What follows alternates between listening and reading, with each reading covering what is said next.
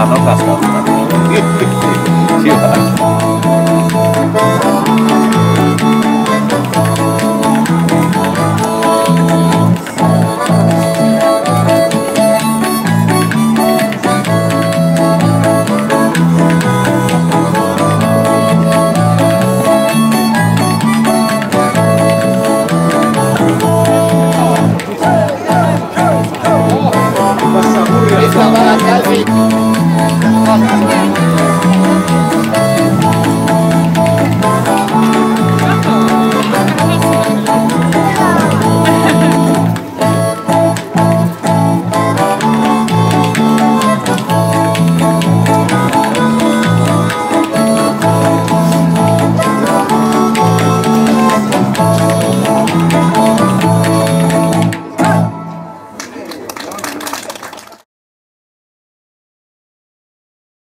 Tämmöinen lintu meille ilmestyi sen mukana, kun meille tuli tuo luontokeskus tuonne Isohäiniölle.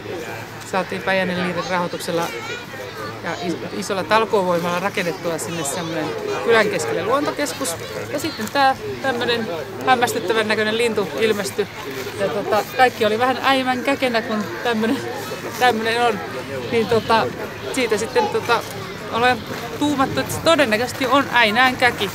Ei me nyt olla ihan lajitunnistusta vielä pystytty tekemään, että jos joku pystyy, niin kiitos vaan, otetaan vastaan ihan semmoisia tarkempia lajimäärityksiä ja latinalaisia nimiä ja muuta.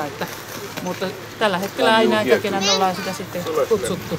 Ja se on tuntunut tulevan aina hyvin tänne Lahden markkinoille, että se aina ilmestyy ja tykkää kauheasti ihmisistä, varsinkin lapsista. Mutta kyllä se ihan viihtyy kaikkien kanssa.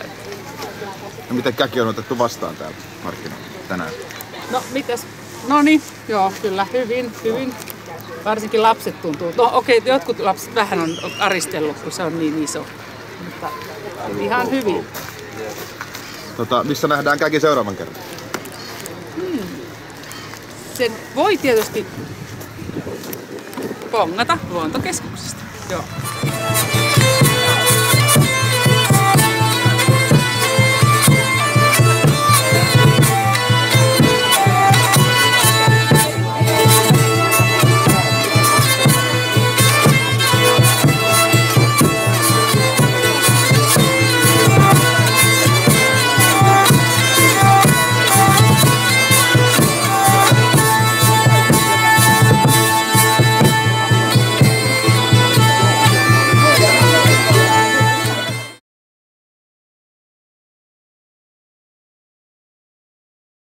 Joo, ja ihan ensimmäiset markkinat muutenkin käyn edes vakoilemassa viime vuonna, jolloin nämä vissi oli ensimmäiset kerrat.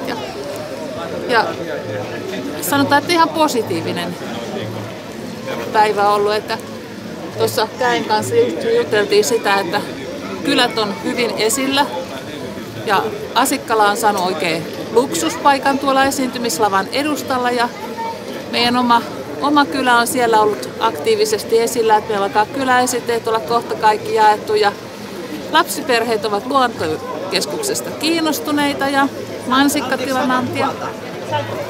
mansikkatilan anti on ollut ihan hyvä ja leivonaiset on tehnyt kovasti kauppansa, että kaikin puolin oikein hyvä juttu ja hyvä mieli. Vai mitä käki? Joo. Tuleeko kyläyhdistykseen muutoksia? Ei tule. Eli näillä mennään ainakin tämä vuosi. Et katsotaan sitten kun on taas uuden vuosikokouksen aika, että mitä se tuo tullessaan. Ja ehkä tällaista vanhan kertaamista tämä vuosi. Ja ollaan kuulolla ja näöllä, jos näin sanotaan. Ja tehdään niitä juttuja, mitkä on hyväksi havaittu. Ja sitten tehdään uusia hyväksi havaitsevia juttuja tulevina vuosina. Ja puntaroidaan niitä. Ja tänäänkin ollaan opittu, että ensi vuonna tehdään kartta mukaan muun muassa, että ihmiset tietää, missä on Äinään seutu. Eli nyt pikkusen tämä Äinään seutu on hämännyt, että ihmiset tunnistavat Isoäiniön, mutta Äinään seutua ei välttämättä. Kyläkirjasta on yhden ihmisen kanssa käyty keskustelua. Sellaista olisi yksi innokas lähtemään tekemään ehkä jossain vaiheessa. Seuraava juttu on se, että mietitään taas, mitä seuraintalolle tehdään, miten sitä tänä vuonna peruskunnostetaan ja sitten tapahtumia. Markkinat Se on se meidän seuraava iso projekti ja toivottavasti mahdollisimman moni tulee myymään sinne omia tuotteitaan. Ja toivottavasti tulee paljon väkeä myös ostamaan ja katsomaan, mitä ihanaa sieltä omalta kylältä löytyy ja ehkä myös mitä muut ovat sinne tuonneet. Kesällä taas tanssitaan kovasti, eikö joo? Meillä on tanssikurssikin pidetty sitä varten, että ollaan saatu vähän uusia askeleita ja kyllä se siitä lähtee taas.